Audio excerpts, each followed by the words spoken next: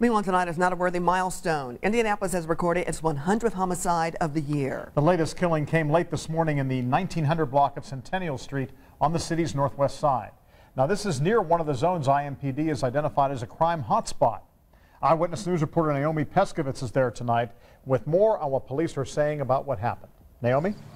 Well, John and Andrea, unfortunately, we're now learning that just in the last couple of minutes, there may have been another homicide, this one at 3500 block of Salem, not too far from here. In the meantime, though, this is at least the 100th time this year that officers have had to come to a scene like this, a scene that's still here since 11:30 this morning. Family members are still gathering here, remembering the victim, talking about who he was, and really wanting to stop this violence. Again, hearing there may have been just another homicide not far from here within the last 10 minutes or so. Police telling us, in this case at least, that the victim went to the door before noon. There was one gunshot and the man died at the scene.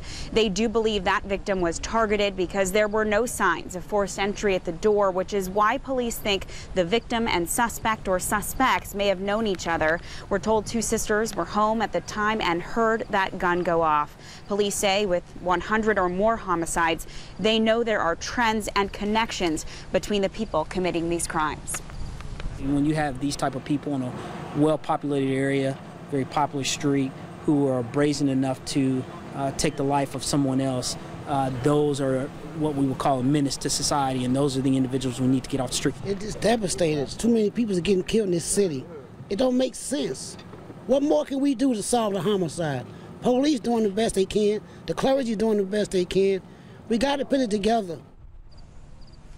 And back out here live now, a look at those family members. You might be able to see a poster in the front windshield of that truck there that says "Stop the Violence," and that's because these family members know they're not the only ones as victims and as family members of these victims.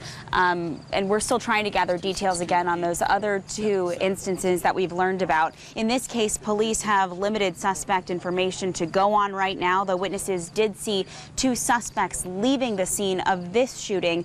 They also know there is some sort of car that people are giving them a description of. They're not yet ready to release that to us. In the meantime, we're going to go gather some more information on another possible homicide and another shooting, that one at 3500 Shadeland Avenue, and we'll bring it back to you, John. All right, thank you, Naomi Peskovitz, reporting on the northwest side tonight.